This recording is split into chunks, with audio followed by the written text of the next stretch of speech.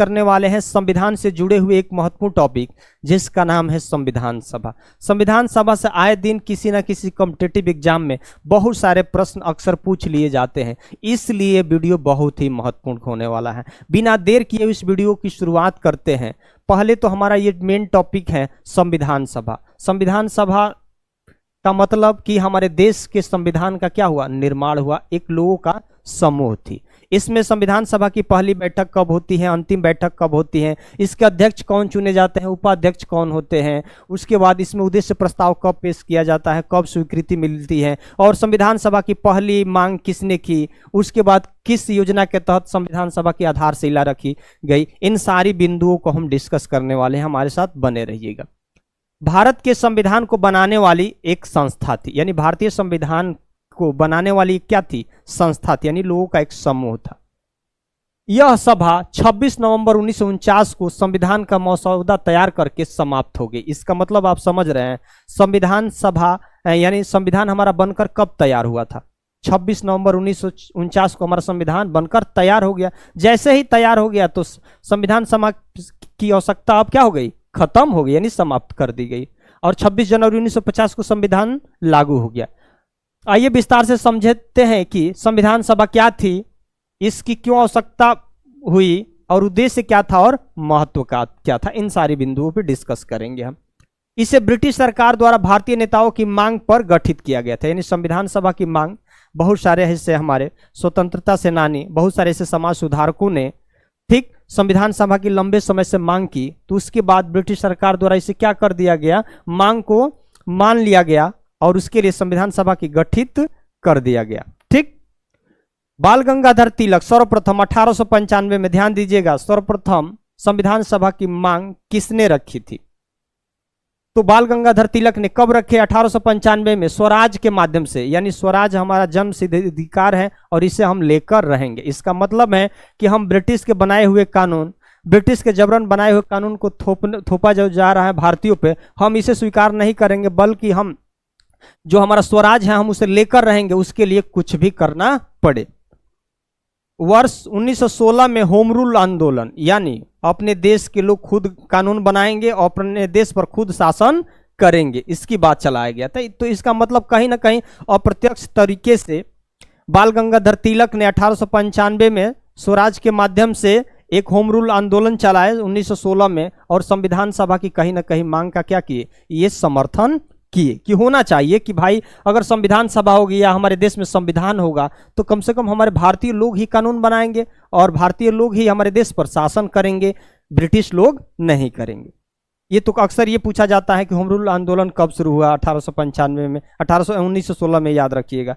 1922 में महात्मा गांधी जी ने प्रत्यक्ष तरीके से संविधान सभा की मांग नहीं किए थे, लेकिन कहीं ना कहीं यह उसके पक्ष में थे कि भारतीयों के लिए एक संविधान होना चाहिए, लेकिन भारतीयों के लिए संविधान सिर्फ भारत के लोग द्वारा ही निर्मित होना चाहिए, कहीं ना कहीं उसका ये समर्थन करते हैं।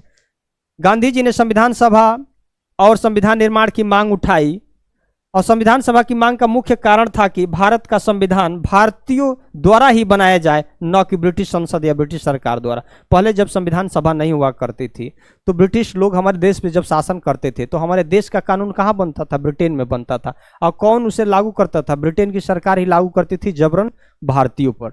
तो भारतीयों को कई तरीके से शोषण होता था। ठीक, लेकिन जब संविधान सभा बन गई तो अब यहाँ हमारे देश का कानून कौन बनाएंगे, सिर्फ भारतीय लोग बनाएंगे, और किस पे शासन होगा भाई, भारतीय लोगों पे, यानी देश के कानून का निर्माण अब भारत के लोग ही करेंगे, और जनता के द्वारा जनता के लिए और जनता का बनाया हुआ अब शासन चलेगा, यानी इसमें भारतीय लोग, इसमें ब्रिटेन का कोई हस्तक्षेप अब नहीं रह जाएगा।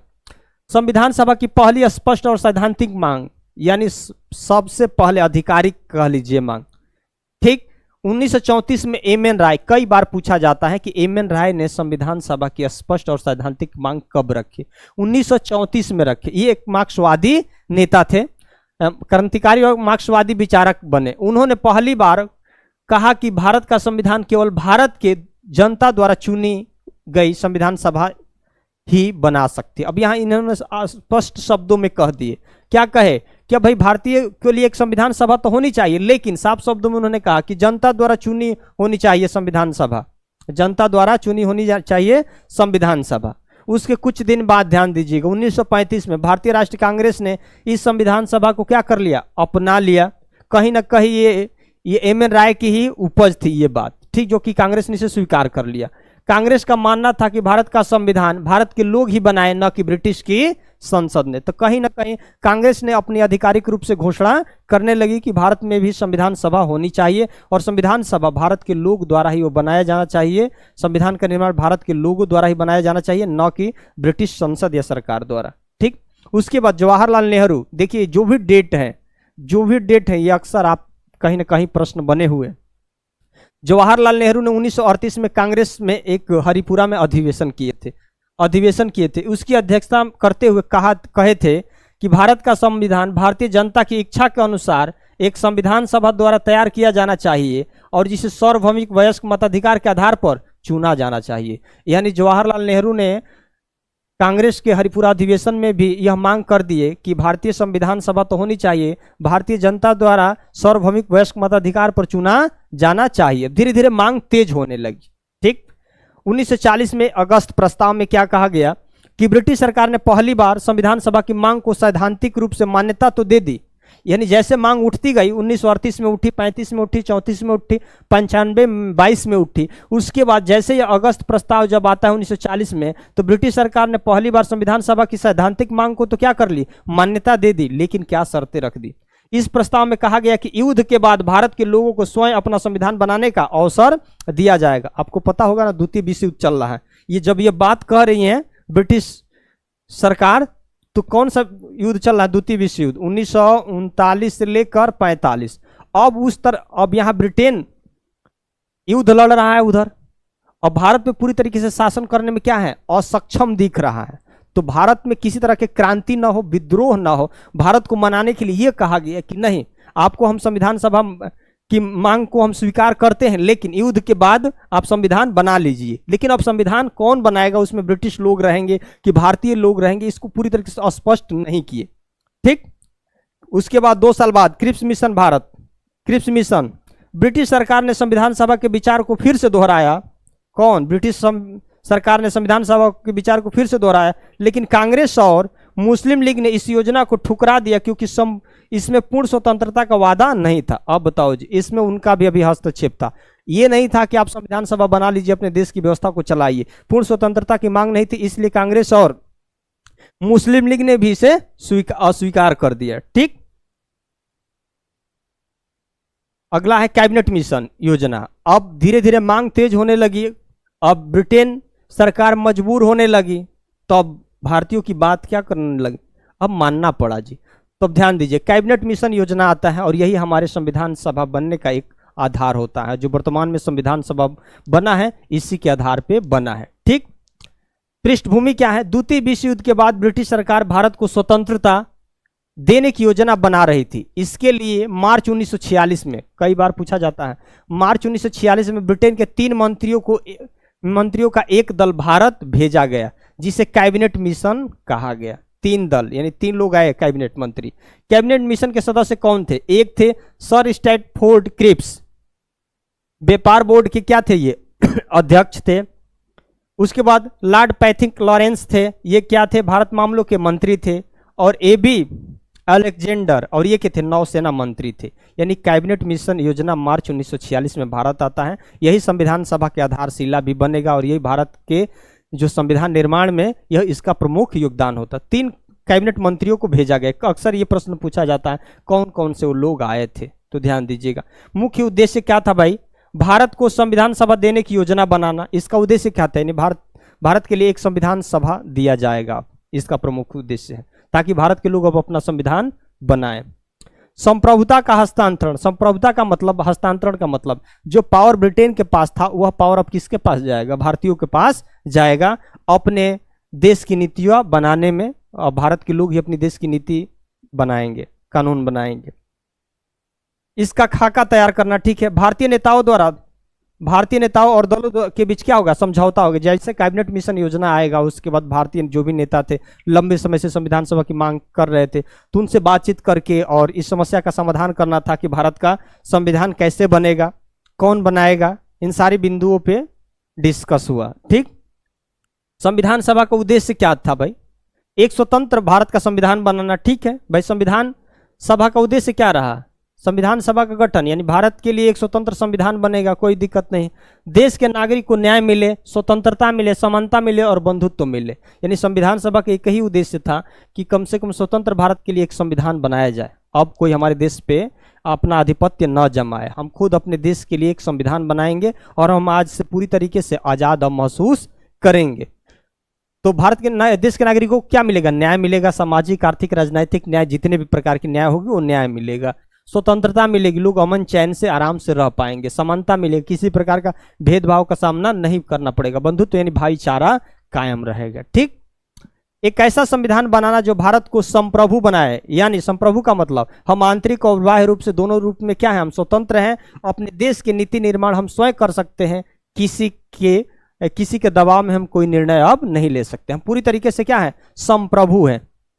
लोकतांत्रिक है, यानी जनता के द्वारा जनता के लिए और जनता का बनाया हुआ शासन, यानी भारत के लोग ही अब कानून बनाएंगे और अपने ऊपर ही लागू करेंगे। गणराज्य मतलब किसी देश का, मतलब हमारे देश के जो मुखिया या प्रेसिडेंट हैं वह जनता द्वारा निर्वाचित हो, वंशागुणत न हो। सभी वर्गों, जातियों, धर्मों को क्या मिले, समान अधिकार मिले। ये संविधान सभा का उद्देश्य रहा। संविधान सभा का महत्व है, भारत के लोकतंत्र की नींव, यानी लोकतंत्र यानी जो व्यवस्थाएं हमारे चल रही है लोकतांत्रिक आधारित है। यानी यहाँ पर जनता ही शासन करती है और जनता ही शासन करती है, ये ध्यान रखिएगा। ऐसा नहीं है कि यहाँ पे कोई निरंकुश या कोई राजशाही व्यवस्था है। यहाँ जनता शासन करती है, जनता जिसको चाहती है फिर शिखर पे ले जाती है, फिर नीचे लेके आ जाती है। इसी सभा ने भारतीय लोकतंत्र की रूपरेखा तैयार की। लोकतांत्रिक मूल्यों की स्थापना कैसे? धर्मनिरपेक्ष, न्याय, स्वतंत्रता और समानता की बात किया। धर्मनिरपेक्ष का मतलब समझ रहे हैं? धर्मनिरपेक्ष का मतलब कि राज्य का कोई अपना निजी धर्म नहीं होगा, लेकिन सभी धर्मों के साथ समान व्यवहार किया जाएगा। ठीक, असमानता, स्वतंत्रता तो आप जानते ही। भारतीयों की पहचान, भारतीय समाज के विविधताओं में एकता को संवैधानिक रूप दिया। यानी हमारे देश में बहुत सारी बोलियां हैं, बहुत सारी भाषा है, पहनावा ओढ़ावा अलग है, खान पान अलग है। ठीक, ये सारी चीजें विविधता होने के बाद भी हम पूरी तरीके से एकता के सूत्र में आज भी बंधे हुए हैं। ये हमारी पहचान है। स्वतंत्रता संग्राम का परिणाम, यह सभा भारत के लिए स्वतंत्रता संग्राम की विचारधारा का प्रतिबिंब थी। इसका मतलब लंबे समय से बहुत सारे ऐसे क्रांतिकारी स्वतंत्रता सेनानियों ने लंबे समय से भारत को आज़ाद कराने के लिए प्राण की आहुति दे दी। तो कहीं ना कहीं उनके आदर्शों पर चलने का यह काम करती है संविधान सभा, और कहीं ना कहीं उन्हीं लोगों से बहुत सारी सीख लेकर ये संविधान सभा का जो निर्माण हो रहा है और आगे की संविधान बनेगा। भारत को संविधान बनाने का अधिकार मिल ही गया, धीरे धीरे मिला जो कि भारतीय नेताओं की वर्षों पुरानी मांग थी। यानी लंबे समय से हमारे नेताओं ने लंबे समय से मांग कर रहे थे कि हमारे देश का में संविधान होना चाहिए। वो संविधान भारत के लोग ही बनाए और भारत के लोग ही इस देश पर क्या करे, राज करे। ठीक, तो ये लंबे समय से मांग चल रही थी, बहुत सारे लोगों ने अपने प्राण की आहुति दी, फिर भी ये मांग धीरे धीरे मान ली गई। संविधान सभा का पहला सत्र, ये प्रश्न है आपके कई बार। संविधान सभा की पहली बैठक कब हुई थी? 9 दिसंबर 1946 को। यह कैबिनेट मिशन की मिशन की ही देन थी। यानी संविधान सभा की पहली बैठक, यानी लोगों ने एक जगह इकट्ठा हुए और एक पहली बैठक हुई। कब? 9 दिसंबर 1946 को। कैबिनेट मिशन की पहली देन थी। ठीक, हालांकि योजना को भारत को एकजुट रखने का प्रयास किया गया, परंतु मुस्लिम लीग ने इसे अस्वीकार कर दिया और विभाजन की मांग को दोहरा दिया। जैसे ही 9 दिसंबर 1946 को बैठक होती है तो मुस्लिम लीग ये भारतीय संविधान में आस्था नहीं रखती है। उन्होंने द्विराष्ट्र सिद्धांत पे चलने का काम किया। यानी भारत तो एक था ही, लेकिन उन्होंने इस संविधान सभा में सम्मिलित न होकर उन्होंने एक अलग पाकिस्तान की मांग को और तेज कर दी। ठीक, तो इसलिए यह क्या हो गए, अलग हो गए, इस संविधान सभा से पूरी तरीके से अलग हो गए और आगे चलकर यही मुस्लिम लीग क्या करती हैं, पाकिस्तान के निर्माण की आधारशिला रखती है। ठीक, महत्वपूर्ण परिणाम क्या होता है? भारतीय राष्ट्रीय कांग्रेस ने कैबिनेट मिशन योजना को आंशिक रूप से स्वीकार किया और मुस्लिम लीग ने पहले इसे स्वीकार किया, फिर 16 अगस्त 1946 को सीधी कार्रवाई दिवस मनाया। इसके बाद देश में दंगे भड़के और अंततः भारत का विभाजन तय हुआ। ध्यान दीजिएगा भारतीय राष्ट्रीय कांग्रेस ने इसे तो हद तक स्वीकार कर लिया, लेकिन मुस्लिम लीग ने इसे क्या कर दिया, पहले तो स्वीकार किया था लेकिन बाद में इसे अस्वीकार कर दिया। अगर स्वीकार कर दी होती अगर मुस्लिम लीग तो भारत पाकिस्तान अलग नहीं होते, लेकिन यह क्या कर दी, डायरेक्ट एक्शन। ध्यान रखिएगा, 16 अगस्त 1946 को सीधी कार्रवाई दिवस, इसका मतलब ये जिद पे अड़ गई कि अब हमें पाकिस्तान चाहिए, उसके लिए मुझे अगर हिंसा भी करना पड़े तो हिंसा भी होगा, दंगा भी होगा, लेकिन पाकिस्तान चाहिए। तो अब क्या हुआ, तो बड़े पैमाने पर आपने देखा कि कलकत्ता वगैरह में बहुत सारे दंगे हुए, बहुत सारे दंगे हुए, और अंततः क्या हुआ, भारत का विभाजन हो ही गया, जिसमें महात्मा गांधी कलकत्ता में जाकर इस दंगे को किसी तरह से रोकने का प्रयास कर रहे थे। इधर संविधान सभा की बैठकें चल रही थी। अब यहां देखिए, संविधान सभा की कुल सदस्य, यहां से प्रश्न कई बार पूछा जाता है, संविधान सभा की कुल सदस्य संख्या कितनी थी, 389 थी। शुरुआती में 389 थी, लेकिन इनमें से 292 सदस्य ब्रिटिश प्रांतों से चुने गए थे, और 93 देसी रियासत से, और 4 थे चीफ कमिश्नरी प्रोविंसेस से थे। तो ध्यान दीजिएगा, अब यहां देखिए 292, 93 और 4 जोड़ लेंगे तो पता ही चल जाएगा, 292, उसके बाद 93, उसके बाद 4, 5 4 9 9 9 18 और 389 हो गए ना। प्रश्न पूछा जाता है, संविधान सभा में शुरुआती में कुल कितने सदस्य थे, 389। ब्रिटिश प्रांत से कितने आए थे, 292। देसी रियासत से कितने थे, 93। कमिश्नरी क्षेत्र से कितने थे, 4 थे। कमिश्नरी क्षेत्र में कौन, एक कुर्ग था, दिल्ली था, उसके बाद अजमेर मारवाड़ था, और बलूचिस्तान, ब्रिटिश बलूचिस्तान था। ये 4 कुर्ग थे, चीफ कमिश्नरी क्षेत्र थे। ठीक, विभाजन के बाद संविधान सभा के सदस्यों की संख्या घटकर कितने रह गई, 299। अब भाई, अब अलग पाकिस्तान जो मुस्लिम लीग वाले, इसमें जब सहभागिता नहीं हुए तो संख्या क्या हो गई, घट गई। पहले तो मुस्लिम लीग और सारे देश को मिलकर ये सदस्य थे, लेकिन मुस्लिम लीग इसका बहिष्कार कर दिए तो सदस्य क्या हो गए, कम हो गए। तो ध्यान दीजिएगा, यहाँ से भी प्रश्न पूछा जाता है, विभाजन के बाद संविधान सभा के सदस्यों की संख्या कितनी थी, 299 थे। और 26 नवंबर 1949, 26 नवंबर 1949 ये कौन सा डेट है पता है, जिस दिन आपका संविधान बनकर तैयार हो गया था। इसमें संविधान सभा को अपनाया गया, जिस पर 284 सदस्यों ने हस्ताक्षर किए, और इस दिन को राष्ट्र कानून दिवस, संविधान दिवस के रूप में मनाया गया। अब यह भी ध्यान रखिएगा, यानी 26 नवंबर 1949 को संविधान सभा पर जो हस्ताक्षर किए लोग, उसमें सिर्फ 284 ही लोग ही हस्ताक्षर किए थे। सदस्य कितने थे, 299। और 26 नवंबर को ही क्या मनाया जाता है, राष्ट्र कानून दिवस मनाया जाता है, या संविधान दिवस भी मनाया जाता है। तो कई बार प्रश्न पूछा जाता है कि संविधान सभा पर अंतिम रूप से कितने लोगों ने हस्ताक्षर किए, 284। मुस्लिम लीग के अलग होने से कितने सदस्य बचे थे, 99, 299। ठीक, याद रखिएगा। अब यहां देखिए, ये सारे फैक्ट हैं। प्रश्न कोई भी आप एग्जाम दीजिए, सिविल सर्विसेज से लेकर आप वनडे एग्जाम दीजिए, अक्सर यहाँ से बहुत सारे हमने मैटर इस वीडियो में कलेक्ट किए हैं। संविधान सभा की बैठक प्रथम 9 दिसंबर 1946 को होती है। नवगठित संसद की पहली बैठक आयोजित की जाती है, जिसमें सच्चिदानंद सिन्हा, ध्यान रखिएगा, डॉक्टर सच्चिदानंद सिन्हा को संविधान सभा का अंतरिम अध्यक्ष बनाया जाता है। यानी संविधान सभा का अंतरिम अध्यक्ष, यानी 9 दिसंबर 1946 को किसे बनाया गया, सच्चिदानंद सिन्हा को। अक्सर प्रश्न पूछा गया है। उसके 2 दिन बाद, यानी 11 दिसंबर 1946 को संविधान सभा का अस्थायी अध्यक्ष कौन बनते हैं, भारत के प्रथम राष्ट्रपति कौन है, डॉक्टर राजेंद्र प्रसाद। और हरेंद्र कुमार मुखर्जी इसके क्या बनते हैं, उपाध्यक्ष बनते हैं। उद्देश्य प्रस्ताव किसने प्रस्तुत किया। अब ध्यान दीजिएगा, संविधान सभा की बैठकें चल रही थी, उसके बाद संविधान कैसा होगा भाई, उसके लिए कोई उद्देश्य होना चाहिए ना, कि भाई संविधान सभा किस किस बिंदुओं पर काम करेगी। तो सर्वप्रथम संविधान सभा में उद्देश्य प्रस्ताव पेश किए कौन, पंडित जवाहरलाल नेहरू ने, कि हमारा संविधान का रूपरेखा क्या होना चाहिए।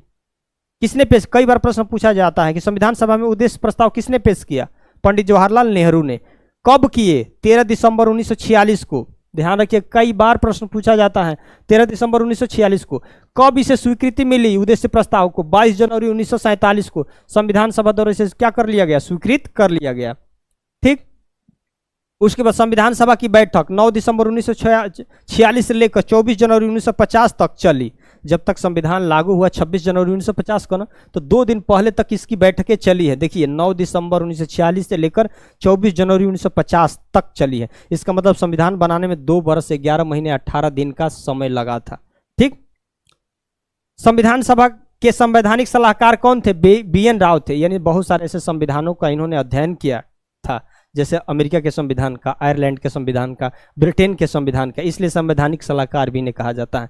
और प्रारूप समिति का अध्यक्ष कौन है? ड्राफ्टिंग कमेटी के अध्यक्ष, ध्यान रखिएगा, डॉक्टर भीमराव अंबेडकर, बहुत महत्वपूर्ण व्यक्ति थे, कानून के बहुत बड़े विशेषज्ञ थे। प्रारूप समिति का अध्यक्ष डॉक्टर भीमराव अंबेडकर। ये अक्सर कई बार प्रश्न पूछा जाता है कि प्रारूप समिति का गठन कब हुआ था। ध्यान रखिएगा यहां से प्रश्न, प्रारूप समिति का गठन कब हुआ था? 29 अगस्त 1947 को हुआ था। तो आप देखिए, ये बहुत सारे हमने फैक्ट प्रश्न लिए हैं, आप पूरी तरीके से इसको तैयार कर लीजिएगा। ये संविधान सभा से जुड़े हुए बहुत महत्वपूर्ण हमने आपके लिए क्वेश्चन भी ले